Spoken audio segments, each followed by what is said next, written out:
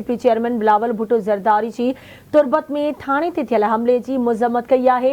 वाक़ियो खुलियल दहशतगर्दी है। दहशतगर्दन जो को भी रंग नस्ल और मजहब नाहे हूंदो। बिलावल भुट्टो ज़रदारी जो ये चवणु है। अहम ख़बर खां वाखे आगाह करे रहिया आहियूं। जवाबदारनि खे फौरी तौर ते कानून की गिरफ़्त में आंदो वञे। बिलावल भुट्टो ज़रदारी जो चवणु आहे त शहीद अहलकार 4 मज़दूरनि के वारसनि के दुख में बराबर जो शरीक आहियां। मुल्क हाणे नेशनल एक्शन प्लान ते अमल दरामद के हवाले से वधिक देर बर्दाश्त नथो करे सघे। अहम ख़बर खां वाखे आगाह करे रहिया आहियूं। पीपी चेयरमैन बिलावल भुट्टो ज़रदारी जी तुर्बत में थाने ते थियल हमले की मज़म्मत।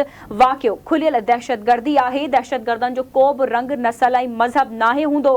पीपी चेयरमैन बिलावल भुट्टो ज़रदारी जो वधिक चवणु आहे त जवाबदारनि खे फौरी तौर ते कानून की गिरफ़्त में आंदो वञे। शहीद अहलकार 4 मज़दूरनि के वारसनि के दुख में बराबर जो शरीक आहियां।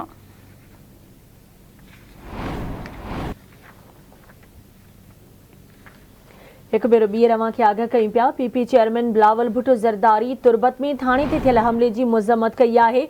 पीपी चेयरमैन जो चवणु आहे त वाक़ियो खुलियल दहशतगर्दी है। दहशतगर्दन जो को भी रंग नस्ल और मजहब नाहे हूंदो। जवाबदारनि खे फौरी तौर ते कानून की गिरफ़्त में आंदो वञे।